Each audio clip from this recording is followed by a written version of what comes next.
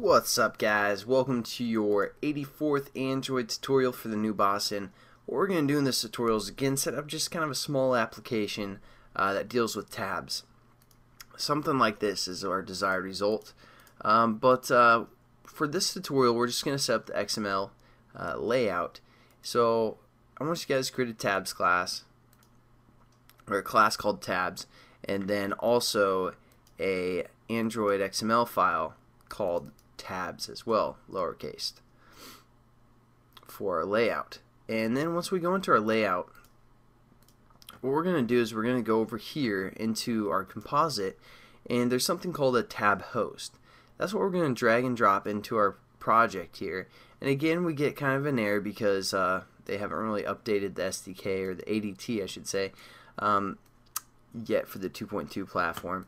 So a quick fix that we can do to kind of get a visual, just like last time we had this kind of error, but we could have done this last time to get a kind of a visual, is go up here to basically the way that we're viewing it. And we're going to view it through the Honeycomb platform or the 3.0 platform. It'll kind of give us a layout. And it still will work on an emulator once we have it set up, or your phone or whatever. It's just the ADT for Android, for Eclipse I should say. And then so we're going to go up here, and then we're going to select Android 3.0, and this is kind of the desired result. We have 3 tabs up here and a view of some sort. And if you guys don't have this choice, again, that's just from the Window tab and then Android SDK AVD Manager. Go to Available Packages, Android Repository, and then select a 3.0 platform and install it. Pretty simple. Then you can have that option right there. So let's go into it and see what is important here with the tab host and how it works. Basically what we have is firstly, we're just going to start within the smallest little brackets here. We have a frame layout, and again the frame layout allows us to draw on top of each other. So what we're going to do, well, first let's just kind of describe everything. Frame layout is going to hold our 3 tabs, or even more if you guys want to put more tabs.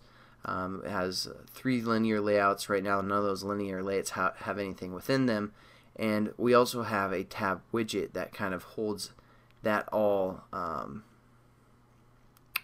We have this tab widget right here, which kind of aligns all of our tabs in a row of some sort. So that's what that is. And then we have a linear layout here that kind of holds everything together, which is organized by this thing called a tab host. So the tab host basically controls everything and organizes it, and I'll show you guys. You'll learn more about what the tab host is in Java when we get there. But let's kind of set up these tabs that have something, just so we know what we're working with here. So we're going to go into the graphical view. We're going to say for right here, we're just going to lay out 2 buttons and a text view. Nothing awesome for the most part. Mainly this tutorial is again about the tabs. So here we have, here we have the 2 buttons and the text view that we laid out. As you can see, that's within our first tab, this first linear layout. So again, let's just cut this text view, or copy this text view, and post it within our second linear layout, just so we have something there. So we're going to say text view 2, something like that, or yeah, text view 2, and then as well as for a third application, we're going to say text view 3, just so we know there's something different within each of those tabs. And oops, I didn't put that one within the layout here. So, and now what's going to happen, or first let's kind of set up these buttons, and then I'll show you guys what problems we're having. We're going to say start and stop for the 2 buttons, and button start watch and a stopwatch, because we're just going to build a quick stopwatch application. Should take only one tutorial or so, but we're just going to set up our variables. and we aren't really going to worry about all the other variables. Maybe this text view, we'll change that one as well. Text view, show results, something like that. And basically all the other IDs we aren't going to really worry about, but it is pretty critical. I guess we have one more ID that we have to worry about, sorry, but there is something that's pretty important here that we want to make sure is the same every time you guys do a tab host type of deal, or if we are coding this all by ourselves, just like at the beginning of the series where we would. With this tab widget right here, you want the ID to be this @Android ID /tabs. It has to be that. It's just going to give us some kind of the basic layout of the tabs